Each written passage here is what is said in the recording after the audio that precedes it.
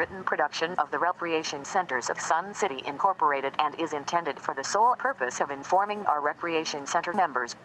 Any duplication, copying, transmission, broadcast, or use, including electronic and social media, is strictly prohibited without the prior written consent from the Recreation Centers of Sun City Incorporated. Thank you for watching.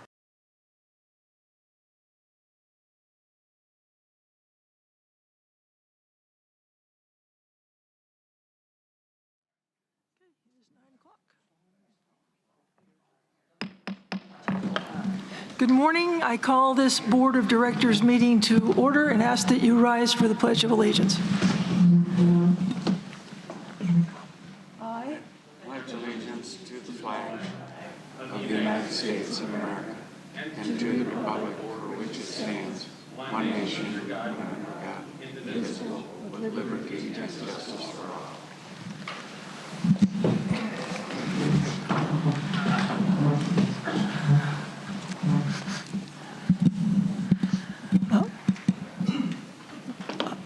Welcome to our board meeting.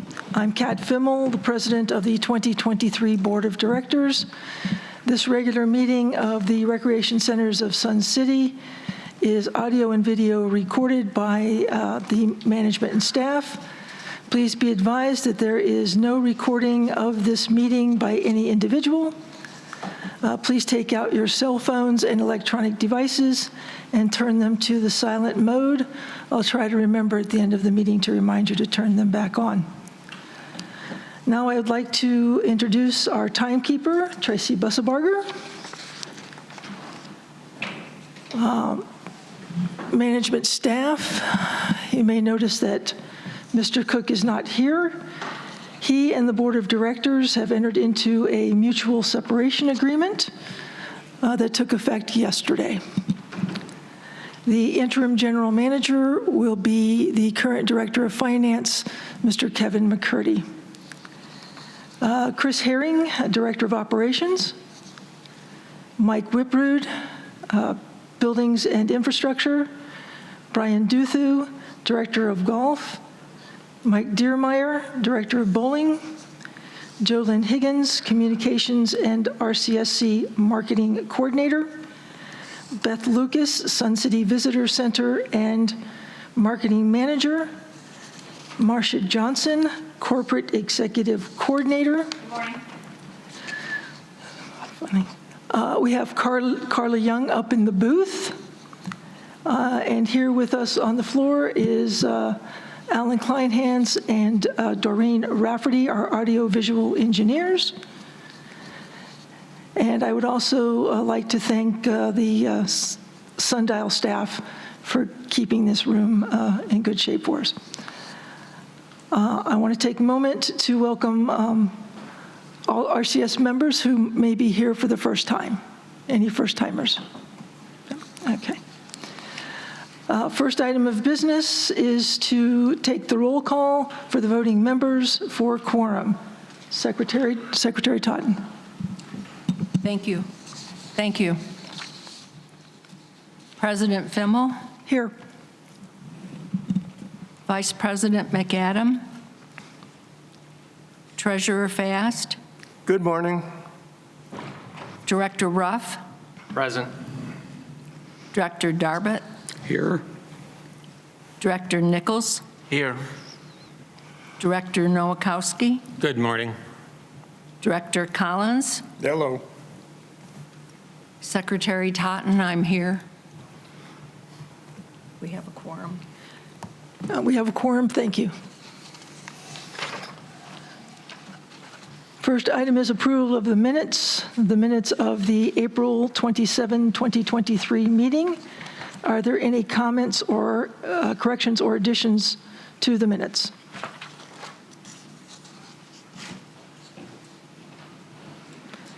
Seeing and hearing none, the minutes will be approved as written.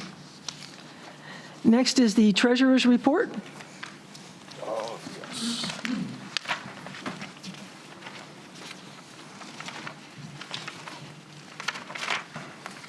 Yes, it is. Okay, this is the Treasurer's Report, May 25th, 2023. The balance of unrestricted funds as of April 30th, 2023 was $21.6 million, which includes a $2.5 million cash reserve. Restricted funds include the Preservation and Improvement Fund, PIF, and the Capital Reserve Fund. As of April 30th, 2023, PIF had a balance of $31.5 million. The Capital Reserve Fund had a balance of $5.6 million at month end. The carry-forward balance as of April 30th was $10.7 million. The corporation operated within its budget year-to-date in 2023. Are there any questions or comments on the treasurer's report? I have a question. Secretary Totten. Kevin? I'm Mr. McCurdy. Good morning.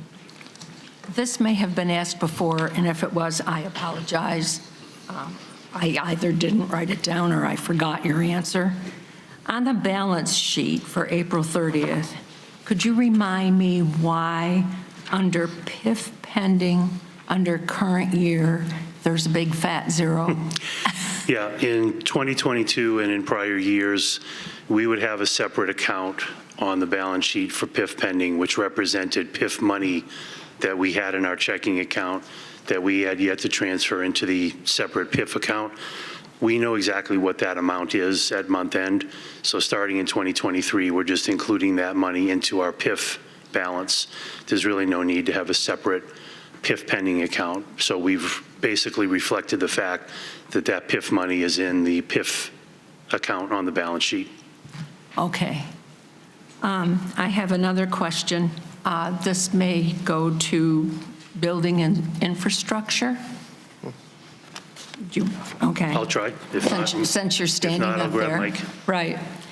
Under skilled trades, repair and maintenance, you state that 294 work orders were completed in April of 2023 with the average time to close them 9 days.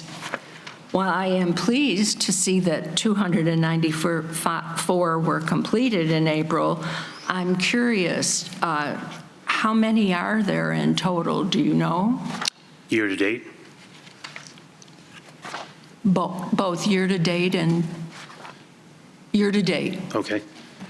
We've jumped ahead to the management report, I take it?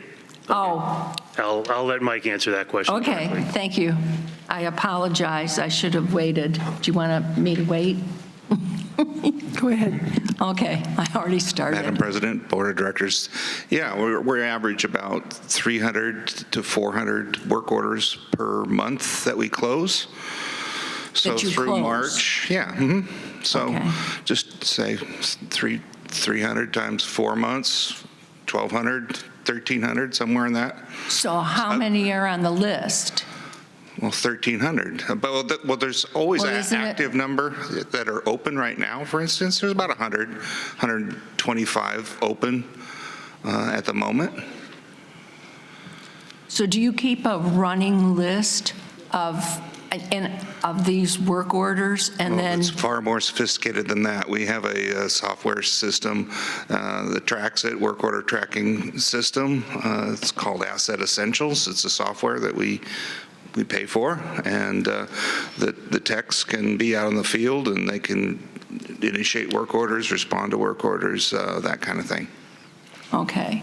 And then are these work orders the same thing as comment cards? No. These are usually generated by the custodian staff or folks that notice something's broken. They'll enter into a work order, and then we will take care of it, fix it. The Properties Committee generates, from their inspections, often turn into work orders, and those will be tracked in our system as well. Okay. So I guess I'm still a little confused about how many are pending right now. About 125, I'd say, at Okay. any given moment. Any given month. Okay. Thank you. Madam Chair, Director Nowakowski. questions for Kevin.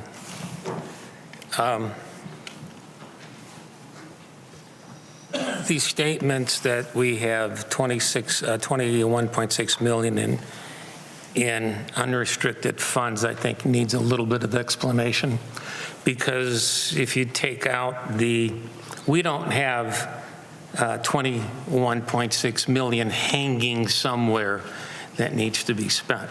Some of that money is allocated towards cash reserve, capital improvements. So it's kind of a number that people say, well, you have $21.6 million floating that you can spend. That's really not true. Can you do a little bit of education for us and the audience on that? Sure. Probably the most beneficial number to understand unrestricted cash is the carry forward. Because the way we derive that carry forward number is we take what is our checking account balance at the end of the month, but then we also deduct from that all of the budgeted but unspent capital project money. So that's how we derive that carry forward number, and that is really the best estimate of truly unrestricted cash. PIF is obviously restricted, capital reserve is restricted. We have a $2.5 million operating reserve that is technically restricted as well. So if you want the best proxy for free cash, that carry forward number is your best estimate for that. This doesn't say what we took in PIF anymore. Go ahead and ask. Yes, Madam Chair? Director Collins. Yes, we used to always have on our sheets how much we collected on PIF. We don't do that anymore? So because of a change directed by the outside auditors, we've had to change the way that we reflect PIF income. Before 2022, we could basically bring in PIF dollars, and that would be considered PIF revenue. And if you looked at that below the line section in our P&L, you could see how much money that we'd brought in year to date from PIF. There was a change in how we have to account for revenue. And what that requires us to do is to defer recognizing PIF income as revenue until we actually spend the money on a PIF project. And so now when you look at the P&L and you look in that restricted section, what's reflected in the PIF income is actually what was spent year to date on PIF projects. So it's a little trickier now. You have to look at the deferred PIF income and deduct from that what we've spent month or year to date on PIF projects. So in the Q1 variance analysis, I showed that as a separate graph in terms of what we have brought in year to date in PIF. So yeah, I agree. It's a little trickier now because of the way that GAAP requires us to account for PIF revenue starting in 2023. How are the sales doing so far this year? So resales through the end of April were about, I want to say about 560, which is below, just slightly below budget. For 2023, we budgeted 1,750 resales for the year. If you annualize what we saw through April, we're targeting about 1,680 resales, so just slightly below budget. But there's been a significant drop-off from 2022 to 2023 when you look at resales. Thank you. 2022, I think we ended at about 2,400 resales for the year. Thank you. Thank you, Kevin. Okay. Are there any further questions on the treasurer's report? I'm asking if there are any further questions on the treasurer's report. Okay. Seeing none, the report will be filed for audit. Moving to the management report. Are there any questions or comments on the management report?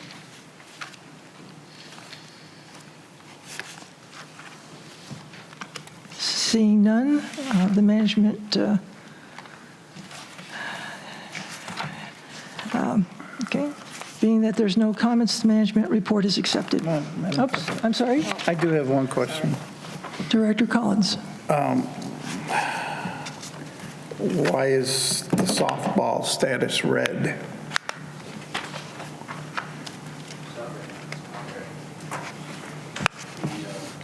Or that's Mountain View, I'm sorry. I read it wrong, I'm sorry. No questions. Thank you, sir. There being no questions, the management report is accepted. We've been asked to waive the RCSC report for today. That is granted. Committee recommendations. Are there any committee recommendations? Yes.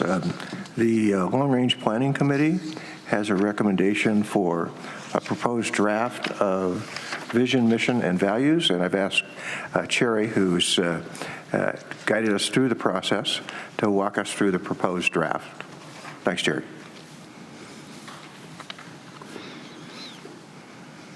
Thank you. Am I on here? Is that on? Hello? Oh, thank you. Okay.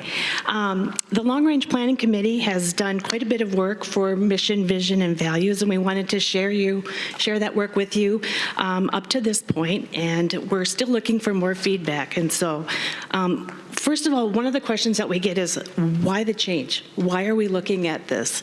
And as the Long Range Planning Committee, we wanted more clear direction and vision, not only for you as board members, but for us as members and for our staff. And as we went looking, we found that it was kind of hard to find our mission and vision and values on our website or just generally published. And so we want to make a clear path forward. We want to put some standards so that we can measure our success moving forward. The process we've followed so far is that we've had 3 extra meetings added for our committee. We've done a lot of brainstorming, brought a lot of ideas together, and we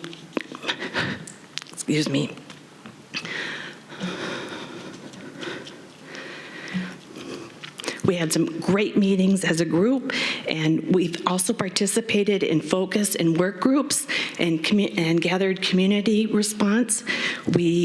Last exchange meeting, we put a draft on the back, and that generated a number of member feedback, and we were happy to get that.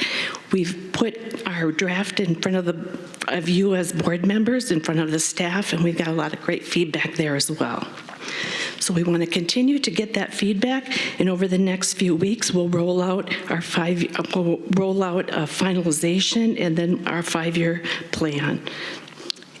Any future feedback from now until then, please forward it to Directors Fast and Darbit, and they will pass it on to the committee. So we have our vision, mission, and values here. One of the first questions that we got is, why is vision first? It's always mission first. And I'm wondering that as long-range planners, if we see our mission as the vision. Okay, and the vision for us is to lead the nation in 55-plus socially active lifestyle communities through innovation, commitment to our members, and involvement of our stakeholders. Our proposed mission is to provide our members with a wide range of amenities, recreational opportunities, social activities in which members may choose to participate based on their needs and desires. Our values is a portion that we might be able to tighten up a little bit, but we've had so much great discussion, we've had so much great feedback, and we really want to put down in words the things that are important to us as citizens here in Sun City. We believe in a friendly, welcoming community. We are committed to data-based and member-driven decision-making. We're committed to making members our highest priority and giving them high-quality service tailored to their needs. We believe it's important for people to engage in activities they feel passionate about. So we designed comprehensive clubs, activities, and programs to enhance each member's sense of well-being and purpose. We maintain and improve amenities, operations, and infrastructure to modern and attractive standards. We recognize time is precious and move to accomplish goals and objectives as quickly as financially feasible. We believe technology should be harnessed to support health, safety, efficiency, and information analysis, and we practice ethical conduct and fiscal prudence to provide our members with exceptional value. We value teamwork, and we're environmentally active and responsible, and we plan for the future. So there's a lot here.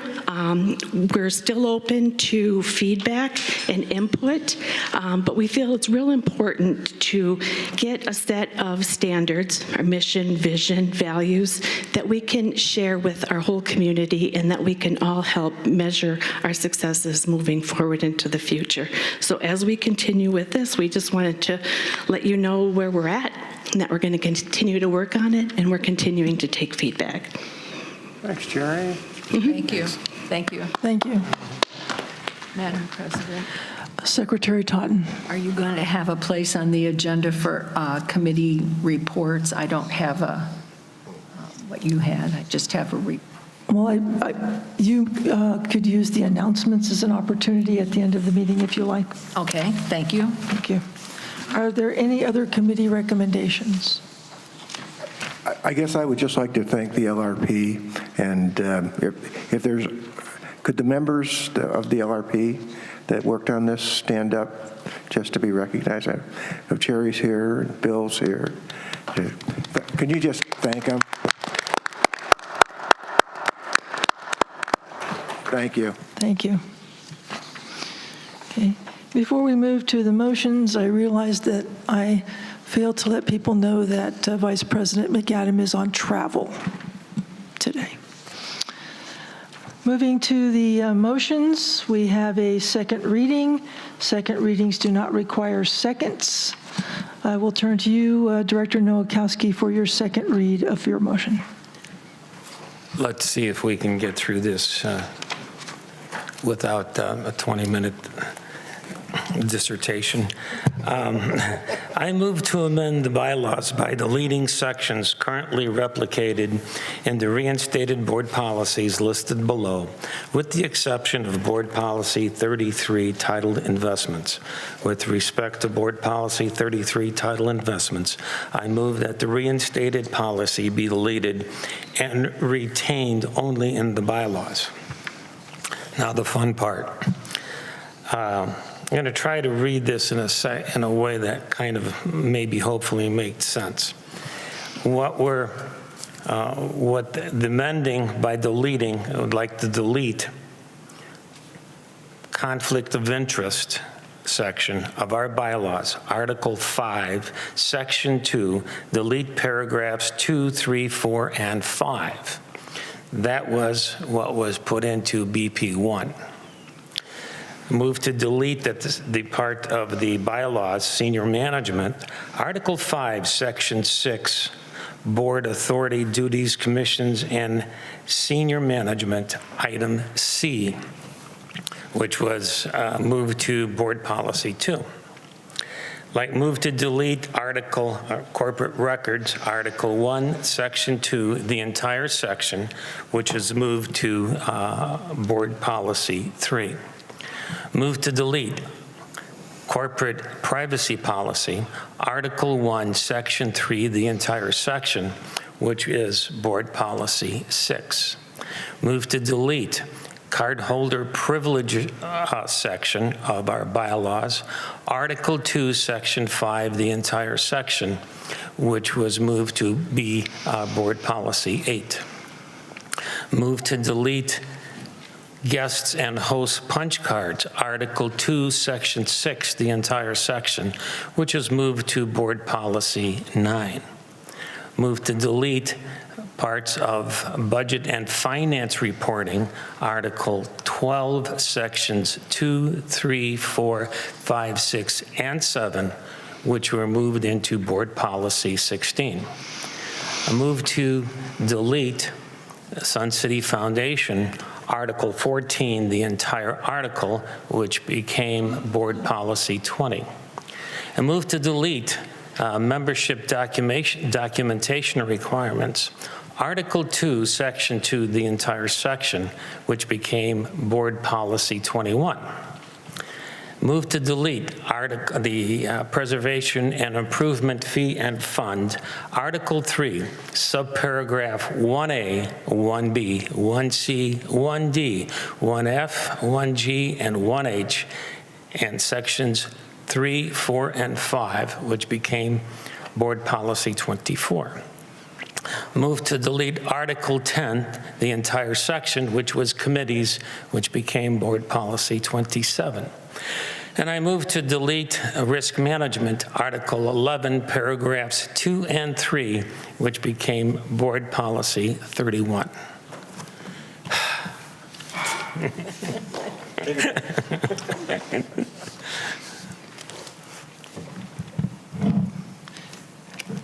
Ms. Johnson, please read the names of any members who signed up to speak on this motion.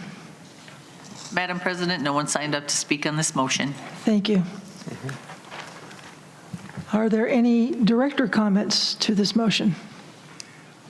Yes, I want to extend my personal gratitude to Director Nowakowski and the Executive Assistant, Marsha Johnson, for making this change in the proper way. Thank you.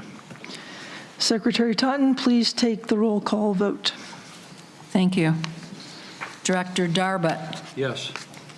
Director Nichols. Yes. Director Collins. Yes. Director Ruff. Yes. Director Nowakowski. Yes. Treasurer Fast. Yes. President Fimmel. Yes. And I vote yes. 8 yes, 1 absent. I mean, she's, never mind. With a vote of 8-0 on this second read, this motion has been adopted. Next is the consent calendar, and on the calendar today we have a request to approve the charter of the Racquetball Club of Sun City. Is there a motion to approve the consent agenda? Excuse me? So moved. So moved by Director Nowakowski. I don't believe it requires a second. All in favor, please signify by saying aye. Aye.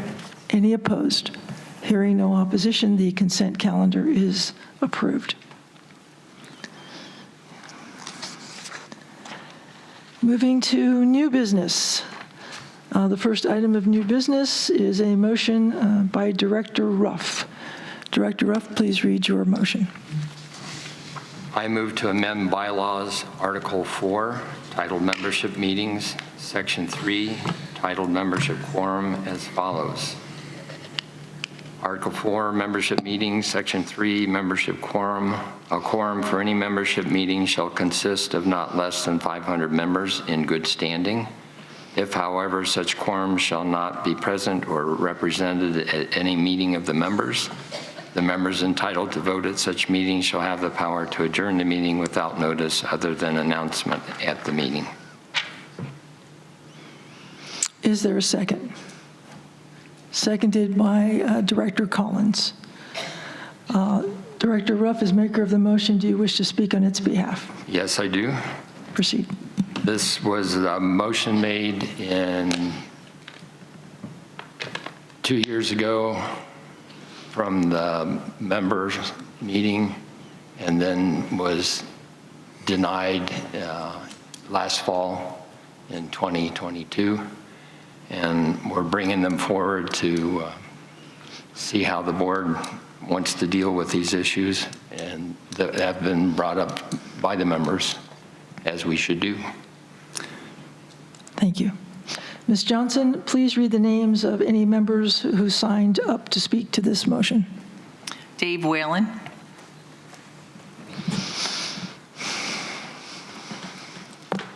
You got 3 minutes.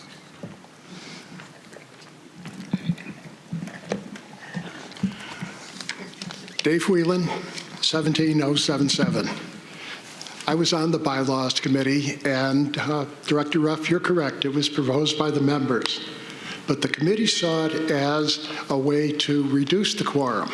And we had extensive discussions on this of various points of view. All I can say is no one died. We did come to a consensus in spite of what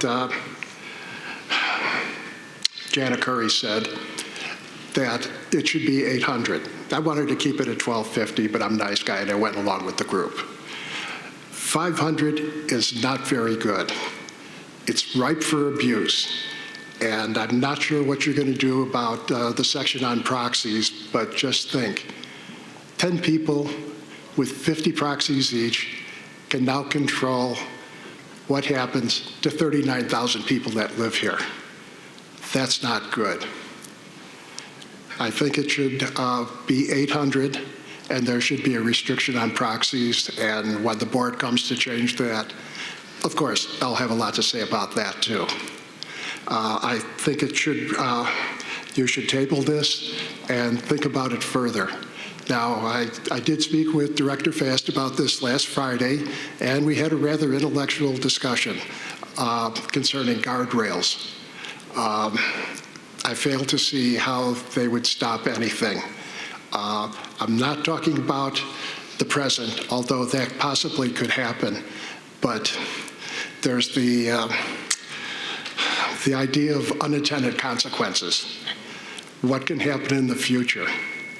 And it's not going to take a lot for this to be abused and possibly future boards reducing this back to the 100 that it was before, which was ripe for abuse. So please reconsider this and consider elevating the quorum to a more respectable, to a more reasonable, I'm sorry, strike that, a more reasonable number. Thank you. Hey, and I still have 51 seconds. Thank you. Cheryl McLean.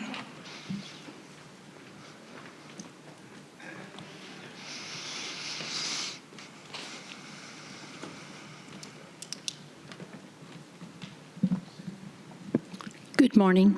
Cheryl McLean, 100212. I disagree with the previous speaker. I think it should be 500, and I also think that when we reach that quorum, that the people sitting out here can vote. At the meeting 2 years ago, we reached a quorum, and it was like people were wasting their time to be here because we couldn't vote. And I believe the number 500 is good. You see how many people are out here right now. We have 40,000 Sun Cityans. None of my neighbors show up at meetings because they feel why? Why should they come? We have no say. And so I think it should be 500, and we should be able to vote and have a little bit of say. And I appreciate the board that we have right now. I believe we're having more say because I just think I think you guys are doing a great job, and I appreciate all of you being here. Thank you very much. Thank you. Thank you. Madam President, everyone who signed up has spoken. Thank you.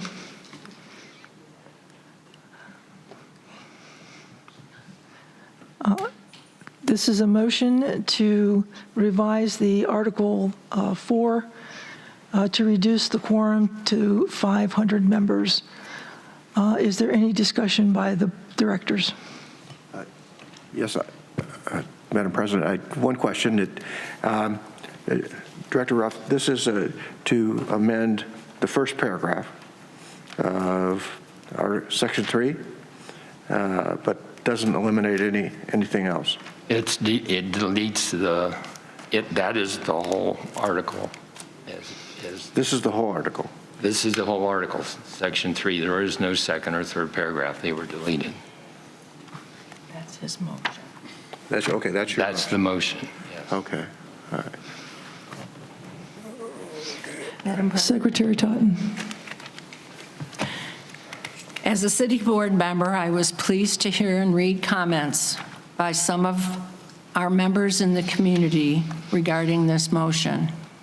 I am honored to work with my fellow board members as we strive to bring self-governance back to the membership via the bylaws. We are listening to you. However, With that said, I need to make a suggestion regarding the quorum motion and get feedback from my fellow board members. I feel a friendly amendment is needed to add the word proxy to the motion.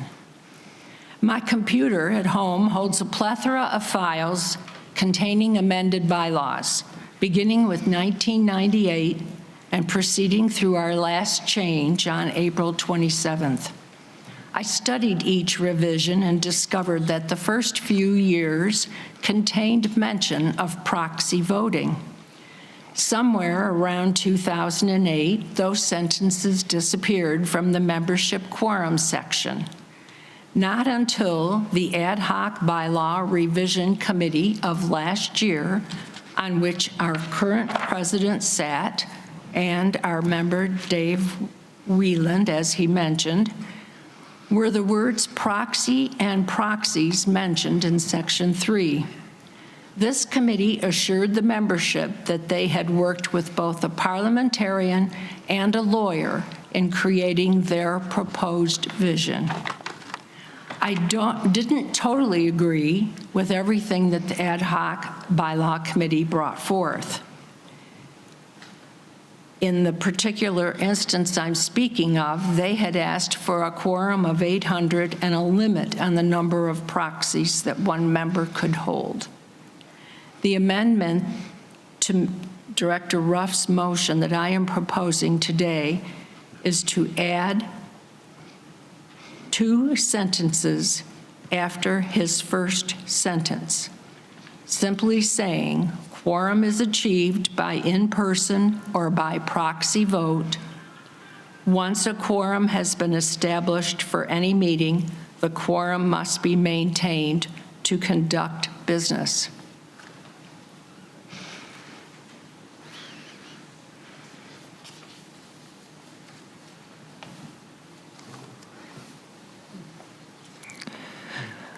Is there a second for this amendment? I'll second it so we can have some discussion. Seconded by Director Nowakowski. Thank you. Discussion? Jane, do you have it in writing? Yes, I do. Yes, I'll make sure you get one. I support the change.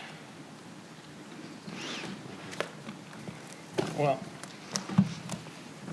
proxies, I believe, Madam Chair, Yes. I believe proxies are allowed in our articles of incorporation. Yes. Some of the difficulties I have is let's see if I understand correctly. We trust the membership out there to give us the authority to sit up here so that we can make decisions for them out there. But at the same time, we turn around and say, we don't trust what you guys want to do. We want to have the control so that you can't do anything. I guess philosophically, I have a real problem with that. 800, 500, 1250, you know, I guess I don't have a problem with 500. You know, we used to have a lower number and then have 2 annual meetings so that the members could overturn the members if they needed to at the next meeting. That was in our procedures and in our bylaws. So the discussion that I have is if we don't trust the members that put us here to be their representative, I guess I'm lost. Thank you. Madam Chair? Yes.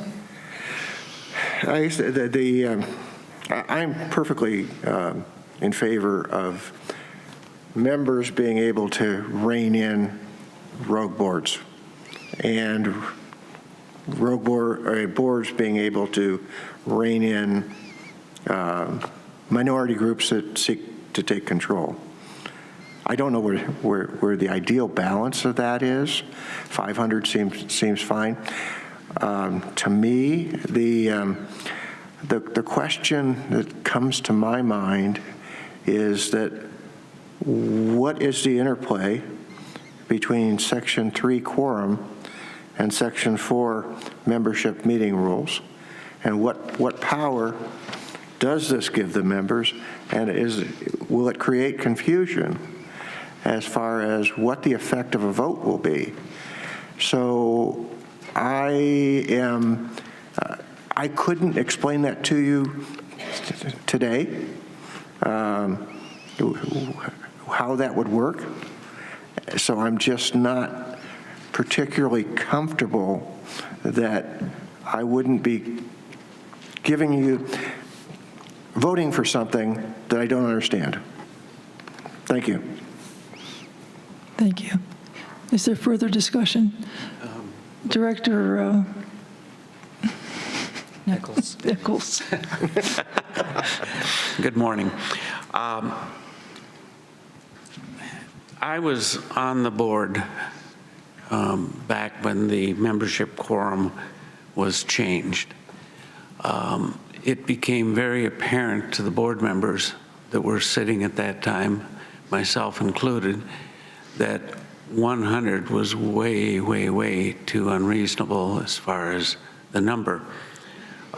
We explored the possibilities of what the state statute said, and then decided that probably that might be a little high, so we said, well, maybe 1,250 would be the appropriate number. And quite frankly, I have to say I agree with it, because I find it very unnerving that with a quorum of 500, 251 people could be making decisions for 40,000 people in round numbers. And I guess that's all I need to say. Thank you. Any other comments? Madam President? Yes, Director Collins. Well, at our members' meeting, we had a quorum of 1,250, and we met that. So it's not that we can't meet it, and if we can get 500 people here, I believe that there's something that they really are upset about, and you're going to end up with it anyway. And 251, well, there's 9 of us. 9 of us make the decision instead of 251. So, I think that the 500 is very reasonable, and I don't have any problem with your amendment, Gene. Any further discussion? I guess, yes, please. Director Nichols. Madam President, let's keep in mind that, as John Nowakowski stated, we are elected to represent all the members, and we do that as best we can. I understand and want input from all the membership. I think it helps direct us in the ways we ought to go, but I also feel that, still feel that the quorum number is way, way, way too low at 500. Further discussion? Yes. I'm sorry, I thought. Okay, go ahead. No, go ahead. Secretary Totten, please proceed. Thank you. First of all, yes, the articles do mention proxies. I guess I felt strongly, and I guess the bylaw ad hoc committee did also, that proxies should be mentioned in this section.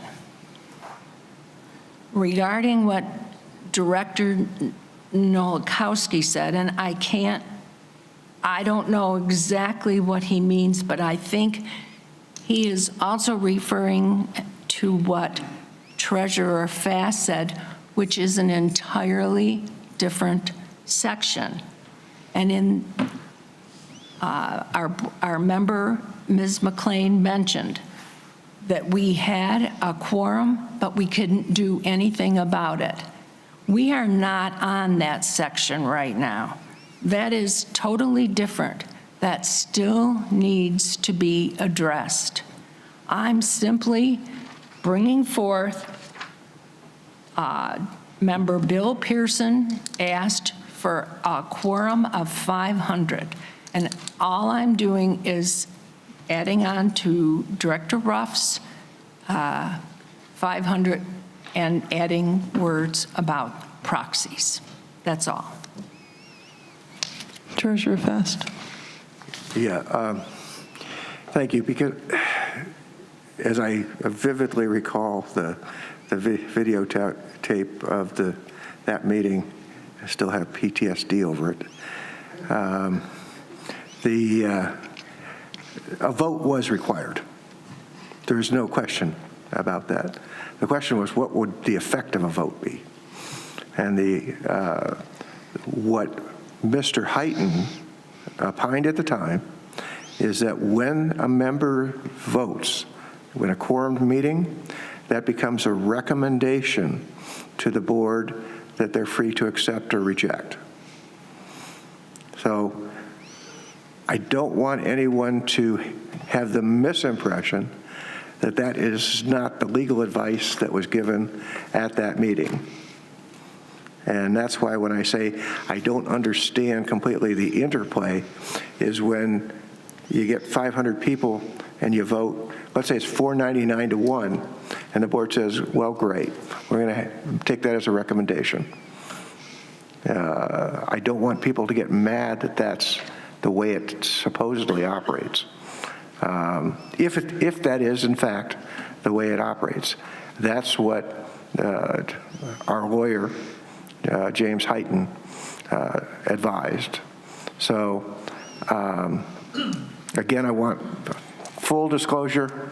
I want everyone to understand that this 500 does not necessarily clarify what the effect of a vote is. Thanks. Madam President. Director Collins. Yes, a little bit more on that. My understanding is at that meeting, if you vote and you have a quorum and you vote for an agenda item that you brought up and you pass it, it is a recommendation to the board. The board has to agree to it or disagree with it. If they disagree with it, you get a petition, you get the recommended number of signatures you need, we call a special meeting, and then you come in and you vote. And then that vote will decide. It will overrule us. So that's how I understand it. If I'm wrong, someone please correct me. Madam Chair, I agree. Director Darbit. Director Darbit. Based on the significant discussions we're having here, both pros and cons on this matter, I'd like to make a motion that we table this motion until we have further study. We already have a motion on the floor. I'm sorry. I'll wait till. Okay. I'd like to speak again. Secretary Totten. Thank you. Just a reminder, not that I'm questioning, no, I guess I am questioning what our esteemed lawyer said at the membership meeting in 2021. If he stated that it has to be a recommendation to the board, under the articles, it clearly states that members of the corporation shall be provided with the opportunity to vote by proxy in members amending the bylaws of the corporation. It doesn't say anything about it having to go to the board for study. Director Ruff. I would ask everybody to look at Article 8 of the Articles of Incorporation, paragraph 4, which says the bylaws may be amended, modified, revised, or revoked by the directors or by the members. In the event of conflict concerning the bylaws as amended, modified, revised, or revoked by the directors, the action of the members shall prevail.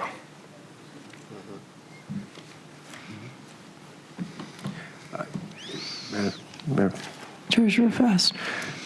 I agree that that is a foundational element of our articles of incorporation.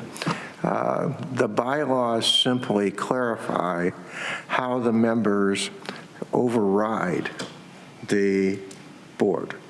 So, you know, in terms of Director Collins's explanation, which I thought was a good elaboration, so everyone here knows that the way they do that is through the petition process once the board has disagreed with a quorumed vote, I'm going to call it.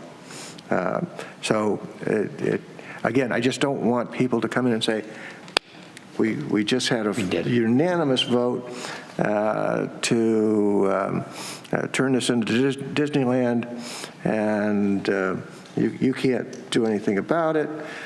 So I'll say, well, could we have some thought and dialogue and whatnot about it? So I think that's a good balance of power. The problem we had before, and I'll be quite frank, is we set up an impossible hurdle for members to speak. And that impossible hurdle was you can't come on property, you can't, it's got to go so many, I mean, nobody, I don't think, realistically believed that hurdle could be overcome. It was once, and that just shocked people. And this is a series of motions that says, yes, you can come on property. Yes, you don't need 1 million people. You just need, 500. And then that is significant enough for the board to take notice. And so I think, I am okay with the number, with the understanding of what the lawyers have advised us, the operation of 2. Madam President, if I may. Director Ruff. I have another amendment that I didn't get written in time, which I'm not going to speak to I can't introduce it today. But instead of making the members run through the petition process, what I wanted to put forward is that if the members vote for something, the board then decides yes or no, we agree with you, we implement it, or no, we don't think we should. And then we have a full membership vote as to whether it's going to be adopted or not. So it's not 251 people making a decision for 40,000. It'll be the 40,000 or the portion thereof they're eligible to vote will decide whether it goes forward or not. And that, I think, meets the intent of the Articles of Incorporation, and it makes it simpler for the process for everyone. And we're not running around getting petitions and doing all that. So that's what maybe we should do is table this one, have the other one at the same time at the next meeting. Okay. Madam Chair, I call the question on the amendment. The question has been called. Secretary Totten, will you please, well, first of all, Secretary Totten, are you able to read the motion in its entirety for us prior to taking? Yes. We got to vote on the amendment first. That's what we're doing. I'm trying to do that. Okay. Would you please read the motion in its entirety as you have requested it to be revised? I move that 2 sentences be added to Director Ruff's motion. Quorum is achieved by in-person or by proxy vote. Once a quorum has been established for any meeting, the quorum must be maintained to conduct business. Thank you. Please take the vote on the amendment.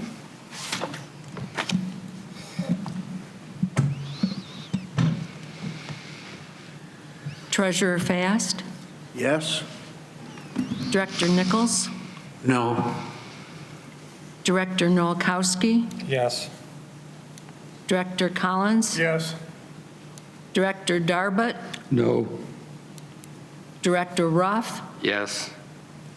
President Fimmel? No. And I vote yes. 5 yes, 3 no. The amendment passes. Fails. I'm sorry? It needs 6. Oh, Doesn't a that's bylaw right. need 6? Correct. I'm sorry. The amended motion fails. We now return. No, Yep. Madam Chair. Her Bylaws. amendment. The amendment to the, is that what you said? Passed. You have to Fails. vote on the motion. Well, the amendment isn't. Yep. We're going to withdraw this until you come up with a new amendment. I like that idea. No, the amendment passed. Okay, the motion has failed. We'll now return to the original motion, and there was a request. It's yours, sir, so you can request a different action if you... Madam President, the amendment passed.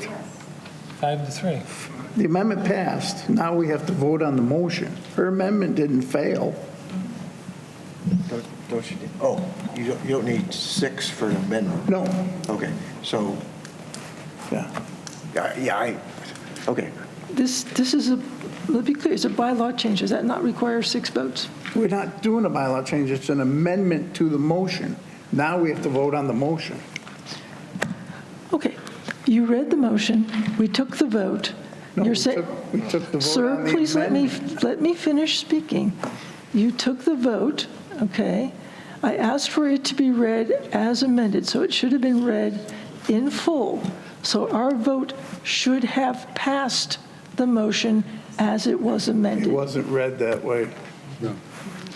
We just, The amendment having passed, let me see if I can get this right. The amendment having passed, I will now ask Mr. Ruff to read, or perhaps Marcia can help us here.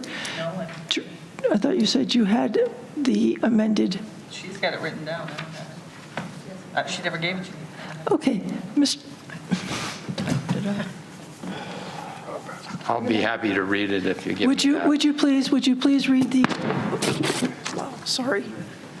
Sorry about that. That Make them was, wait another year. Thank you. There you go.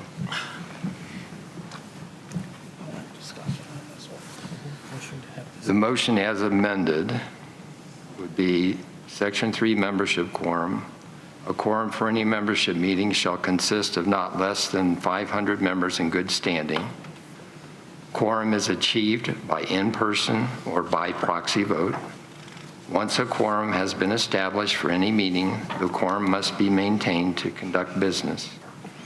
If, however, such quorum shall not be present or represented at any meeting of the members entitled to vote at such meeting shall have the power to adjourn the meeting without notice other than announcement at the meeting.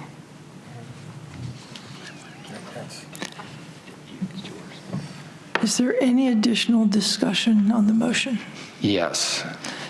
Director Ruff. I would like to table the motion to June meeting to discuss the other piece of the puzzle, if you will, that I mentioned earlier. So there is a motion to postpone. Second. There's a second to the motion to postpone. Who seconded it? John Fest. John Fast. Please take Secretary Totten, please take the vote. Thank you. Treasurer Fast? Yes. Director Nichols? Yes. Director Nowakowski? No. Director Collins? No.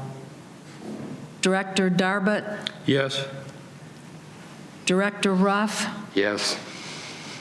President Fimmel? Yes. And I vote yes. Make them wait some more. 6 yes, 2 no. The motion has been postponed. I believe the motion was to table. I'm Yes. sorry, the motion has been tabled. Thank you. No, it's not. It's not the same thing. Next motion. Director Ruff. I move to amend bylaws Article 9, titled Initiative, Referendum, and Recall Petitions. Section 1, titled Steps to Take Before Circulating a Petition. Letter B, Item 2, as follows. Under section 1, it's steps to take before circulating a petition. Paragraph B, file request to circulate your petition with the Secretary of the Corporation. Paragraph 1, the Secretary of the Corporation shall provide, and then there's A, B, C, and D. A, written notice of receipt of petition as submitted. B, official petition with control number for use by all circulators provided within 15 business days. C, petition regulations, which will be a copy from the policy, board policy. And then D is petition start and completion dates.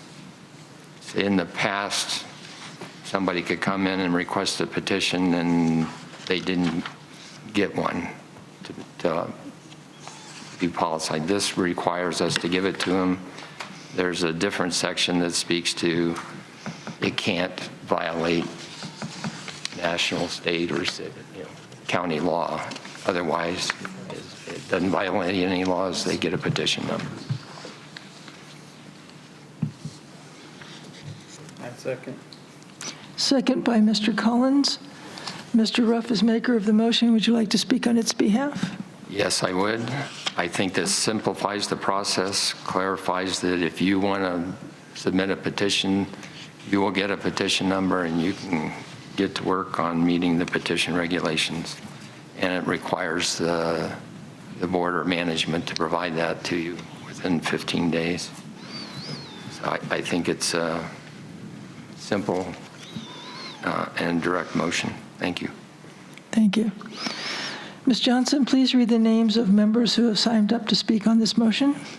When I read your name, please come up to the podium and state your name and member number. Each speaker will have 3 minutes for comments as indicated by the light on the stage. And Dave Whalen.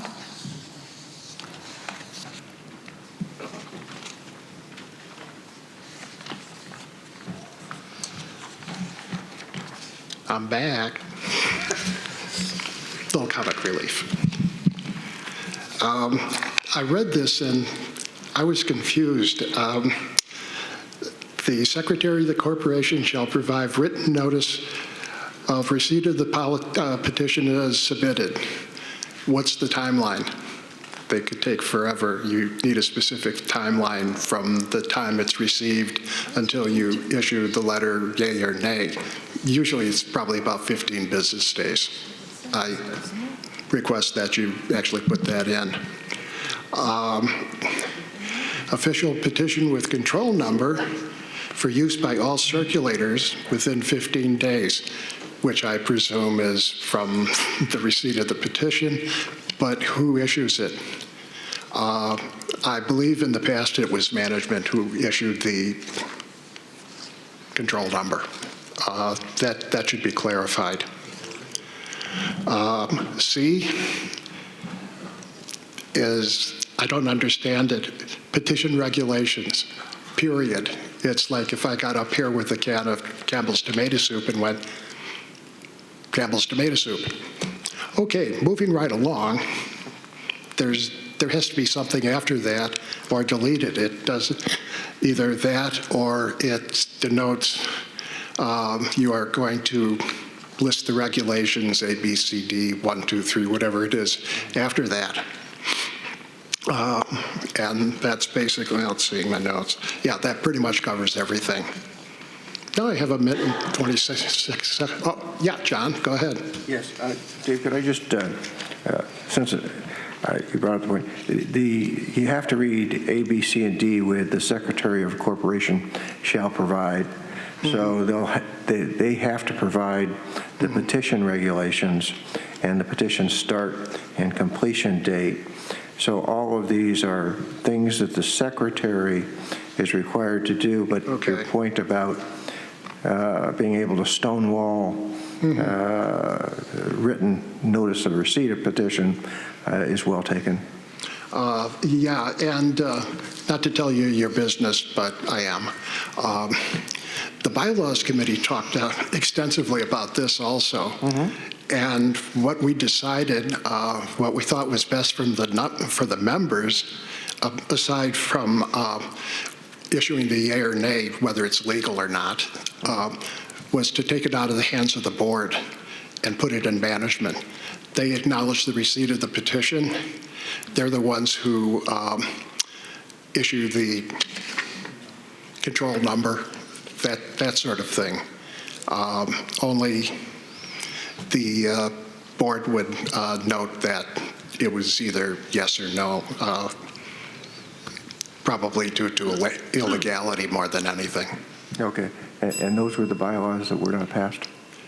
I believe that was part of the bylaws that weren't passed. Okay. You realize I have 25 pounds of paper on bylaws at home. I believe it. Okay. Thanks a lot. Thank you. Madam Excuse me, President, did you say everyone weren't? spoke who's. I'm sorry. I was just trying to clarify. Did you say weren't or were passed? We're not. Thank you. Everyone has spoken, Madam President. Thank you. Are there any director comments to this motion? Yes, Madam Chair. Treasurer Faster. I would like to make a friendly amendment that subparagraph A, which written notice of receipt of petition as submitted shall be given within 15 days of receipt. I'll second it. Second by Director Collins. Discussion? I support it. Director Ruff, okay. Further comments? I have a question. Secretary Totten. 15 days or 15 business days? To keep consistent, I would amend my amendment, friendly amendment, and say 15 business days. Further discussion? Seeing none. Mr. Darby, Director Darby, did you have a comment? No. Secretary Totten, please take the roll call vote. On the amendment. On the amendment. This is the roll call vote on the amendment that Treasurer Fast added. Director Nichols? Yes. Treasurer Fast? Yes. Director Nowakowski? Yes. Director Collins? Yes. Director Darbit? Yes. Director Ruff? Yes. President Fimmel? Yes. And I vote yes. 8 votes. 8 Yes. votes. The motion is amended. Amendment is passed. The amendment is passed. Director Ruff, please read the amended motion. The Secretary of the Corporation shall provide written notice of receipt of petition as submitted shall be Within 15 business. shall be within 15 business days. I was having trouble reading my own writing. Paragraph B, official petition of the control number for use by all circulators within 15 business days. Paragraph C, petition regulations, and D, petition start and completion dates. Any further comment by directors? Yes. Secretary Totten. I just want to make sure that I think the board is aware, and the membership needs to be aware, that there's a great deal more in that section that, if I'm not mistaken, Director Ruff is only changing Section B. Yes. Correct. Well, it's actually Section 1, Paragraph B. Thank you. Director Nichols. Yes, Dave brings up a very interesting point on the first number, the Secretary of the Corporation. If a petition is presented, I think that probably maybe I guess we could entertain the general manager would coordinate the written notice, et cetera, et cetera, et cetera. And I think it would be more appropriate because sometimes we don't, well, in some cases, I was secretary of the board years ago, and in most cases, that got delegated back to management anyway, so. Is there some change you're offering, Director Nichols? Well, I'm just saying is that, I don't know if we want to confuse this thing even more, but I guess I'll make a motion to amend this to simply say that the RCSC management shall provide, and I'll see if there's a second. Is there a second? Seeing no second, we will proceed with the roll call vote on the motion as stated. Secretary Totten. I'm sorry, could this is an amendment? There is no amendment. There was no second. Please take the roll call vote for the current motion. As amended. Treasurer Fast? Heck yes. Director Nichols? Yes. Director Nowakowski? Yes. Director Collins? Yes. Director Darbut? Yes. Director Ruff? Yes. President Fimmel? Yes. And I vote yes. 8 vote yes. Madam President? 8 votes to 0. The motion passes its first reading. Director Collins. Yes, I make a motion to waive the second reading. The members have waited long enough for this. I second it. There is a second by Director Darbut. Is there any discussion? I don't see any reason to do it now. We've got a meeting in June. There's plenty of time. Nobody's going to submit a petition in the next month that we know of. So I'm against that. Okay. Is there any further discussion? Secretary Totten, please take the roll call vote on waiving the second reading. Did we need a second on that? We had a second by Mr. Darbut. I apologize. I'm sorry, Director Darbut. This is a motion to waive the second reading. Correct. Treasurer Fast. Yes. Director Nichols. Yes. Director Nowakowski. Yes. Director Collins. Yes. Director Darbut. Yes. Director Ruff. No. President Fimmel. Yes. And I vote no because I don't believe that there is an urgency to waive the second reading. So that's 7 yes? 6. I'm sorry, I believe 6. that's 6 yes, 2 no. 2 no, I forgot to put The motion has passed the waiving of the second reading. Director Ruff, please read your next motion. I move to amend bylaws Article 4, titled Membership Meetings, Section 5, titled Voting Procedures at Membership Meetings, as follows. Paragraph A of Section 5, voting shall be by members in good standing, present at any meeting of the members. The following procedure shall apply for voting. Paragraph 1, voting shall proceed under supervision of the Election Committee in accordance with Robert's Rules of Order. Paragraph 2, at least 2 members of the Election Committee shall be in attendance at all times during voting, and they, along with their assigned, shall count votes and witness the process. Deletes paragraph 3. New section, paragraph B. Proxy votes shall be recognized and counted according to the following procedures.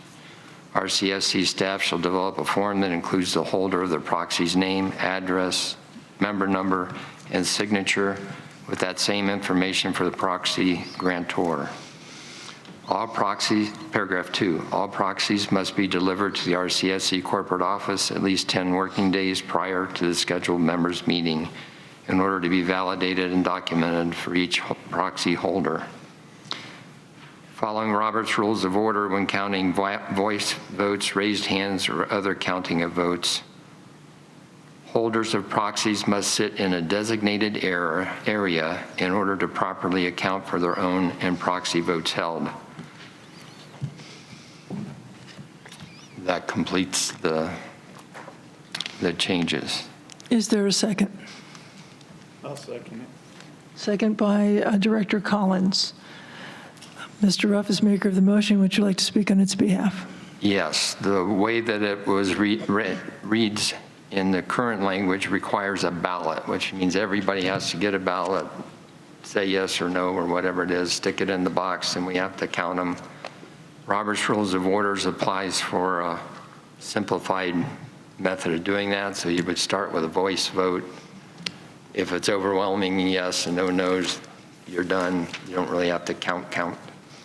It's if there's some confusion with the voice vote, then you get down to raising hands and et cetera, et cetera. And then the proxies need to be in one area so we can go figure out how many votes does that count for if we're raising hands. If it's a voice vote and there's a whole bunch of proxies, then we probably can't do a voice vote, yay and nay, because how do you measure the proxy holders, yay or nay? So it gives a procedure that's simpler than what we have now. It follows Robert's Rules of Order and should make the process a little quicker and easier to follow. Thank you. Thank you. Ms. Johnson, please read the names of the members who have signed up to speak to this motion. Dave Whalen.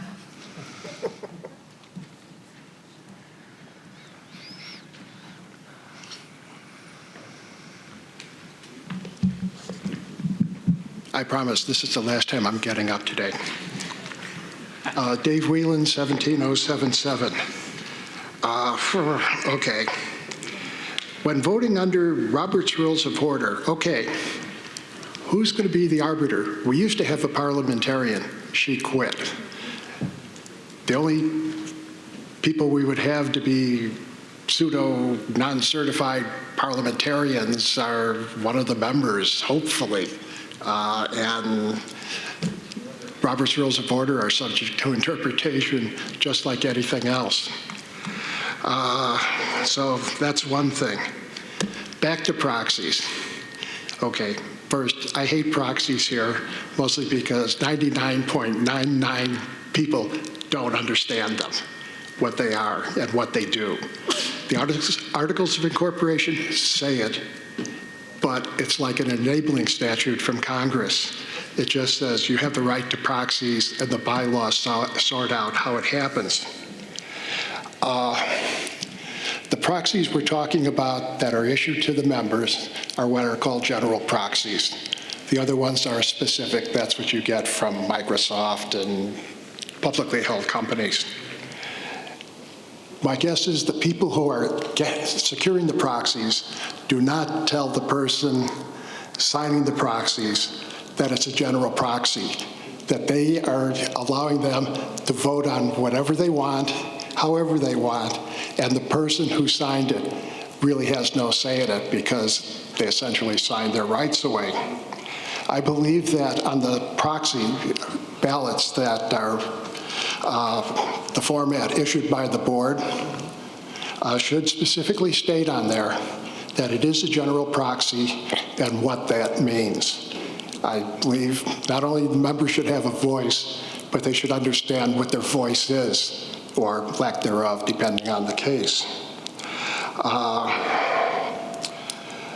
If there are motions to be voted on in advance, they should be on the proxy also. So it goes from a general proxy to what's called a specific proxy. Think Microsoft, General Motors, et cetera, publicly held companies. I'm all for member voices, but I like them to know what their voice is saying. And that's it. Gee, I've been up here 3 times and I have accumulated 3 minutes back. Thank you. Madam President, everyone who signed up has spoken. Thank you. Is there any discussion with the directors on this motion? Madam Chair. Director Nowakowski. We tabled the motion for allowing the quorum with proxies. Now we're talking about that same meeting and having a procedure for proxies. As I look at this, those two have to work together. So I'm not sure how that works, because we don't know whether proxies are going to be allowed because we tabled the motion that allows them. They're ultimately going to be allowed, John. It's in the Articles of Incorporation. You can't get around that.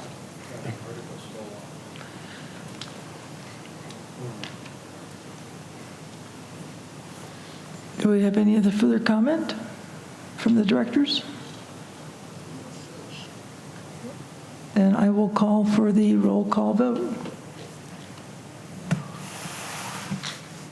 Director Darbett? Yes.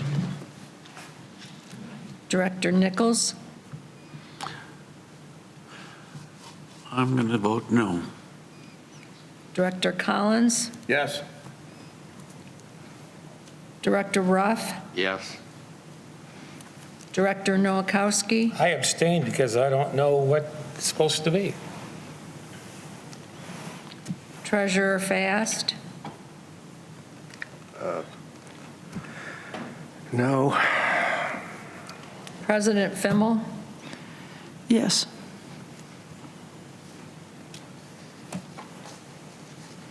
And I vote no. 4 yes, 3 no, 1 abstaining. The motion passes.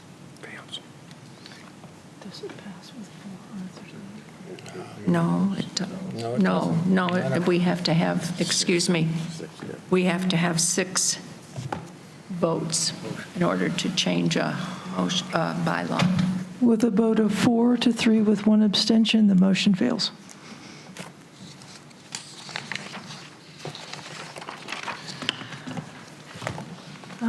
We have reached announcements. Do the directors have any announcements? President Fimmel? Director Ruff. As part of the chairs of the bowling committee, I'd like to have a brief presentation by Mike to just give you the status of bowling up to date. Mr. Dearmeyer? And there is a PowerPoint that should be up.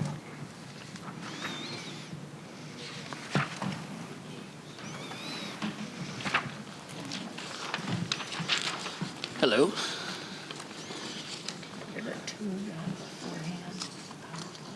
There it is. All right, thank you for giving me a few minutes of your time here. This is kind of a May 2023 update of where bowling is.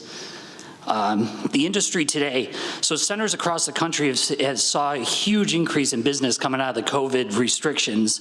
Bowling's still the #1 participatory sport in the U.S., and 100 million consumers bowl at least once per year.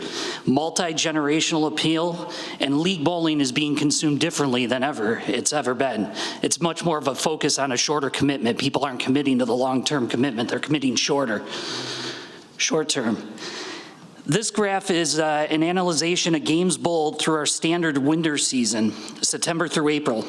The slide shows the continued decline until the pandemic hit. Coming out of the pandemic, there has been a resurgence in bowling activity. The black line highlights along the top the games bowled total for each year to better show the trends. You can see the trend line shooting back up above the last 10 years on this graph.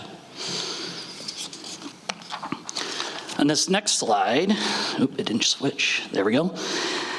This slide, we're analyzing the summer bowling season, May through August. This shows a large increase in recent activity, as high as it has ever been since we've been recording the total games per month.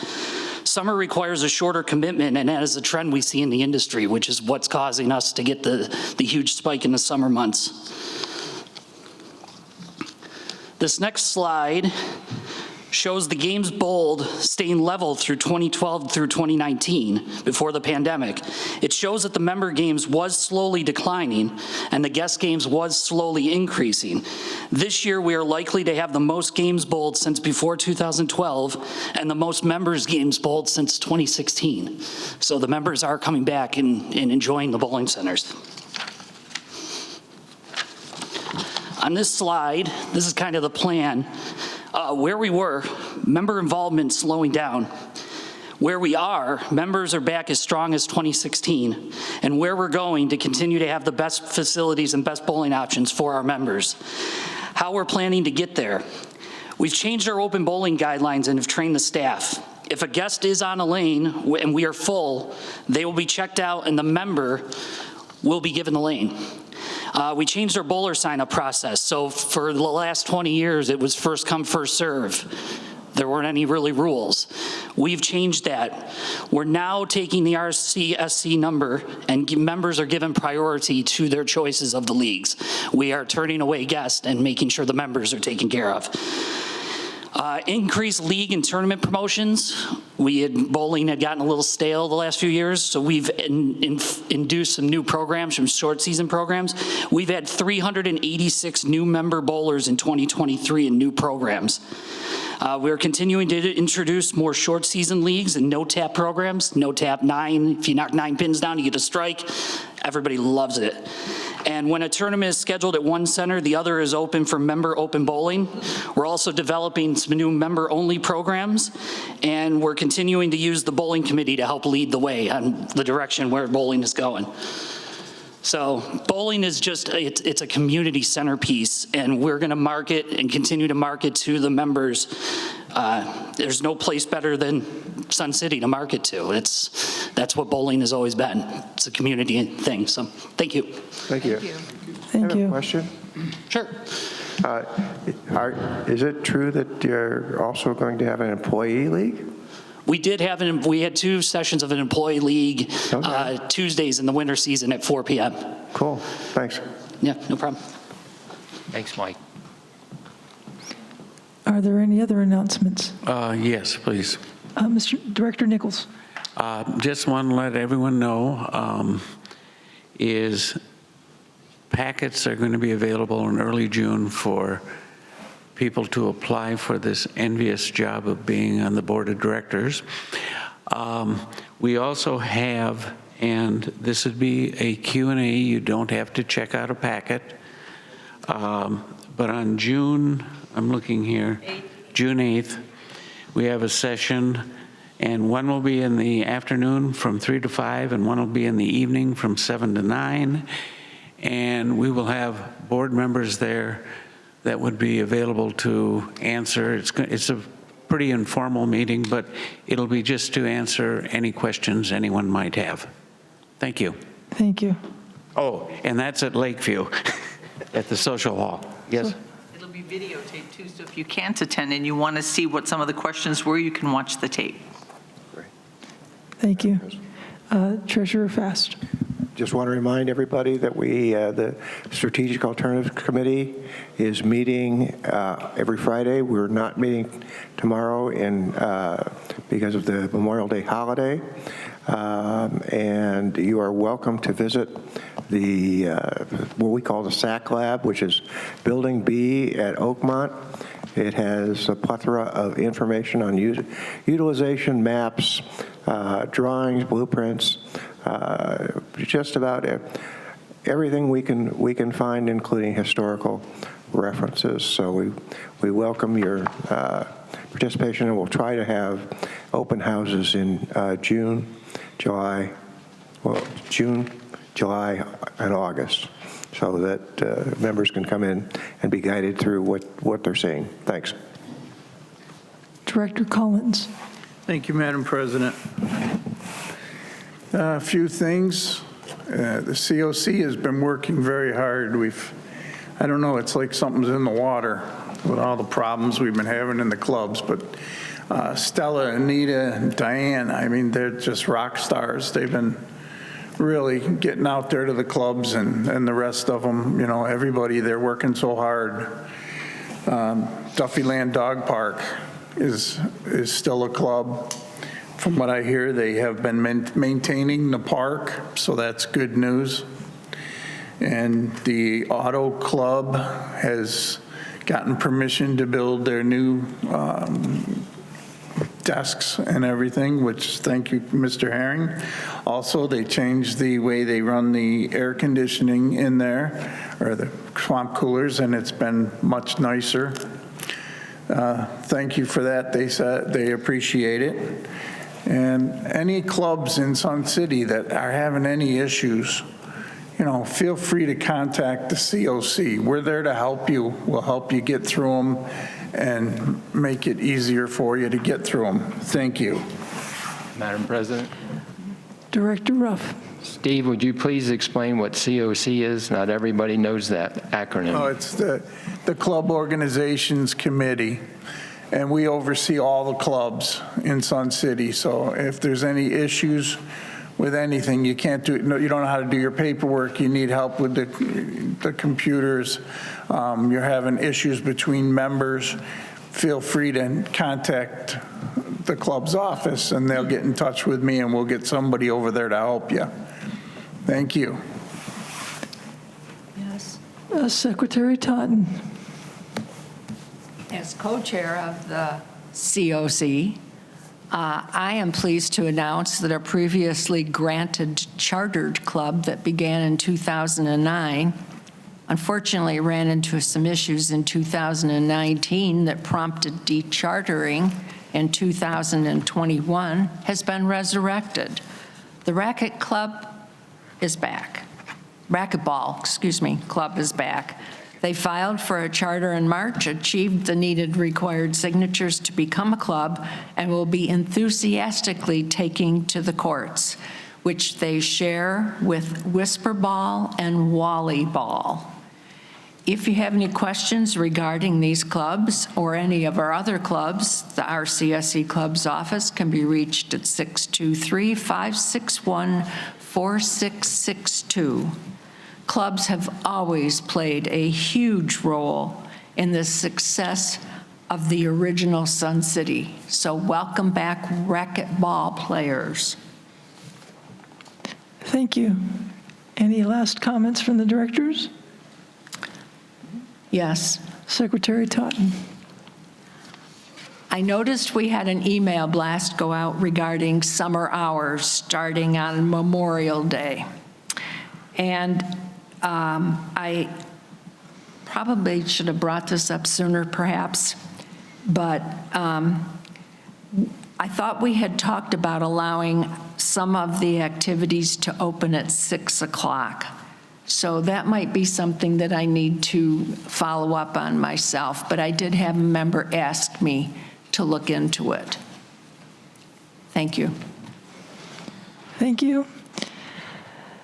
The next exchange meeting is scheduled for June 12th at 9 a.m. here in Sundial. The next board meeting is scheduled for June 29th at 9 a.m. here in Sundial. And the annual member meeting is scheduled for November 29th at 6 p.m. here at Sundial. There being no further business, and without objection, the meeting will be adjourned. Please remember to turn your phone and electronic devices back on. Thank you.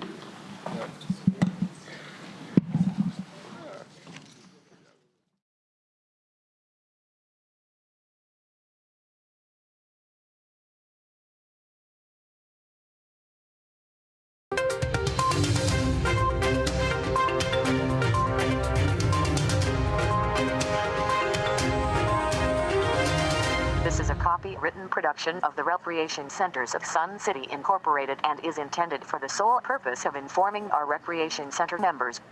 Any duplication, copying, transmission, broadcast, or use, including electronic and social media, is strictly prohibited without the prior written consent from the Recreation Centers of Sun City Incorporated. Thank you for watching.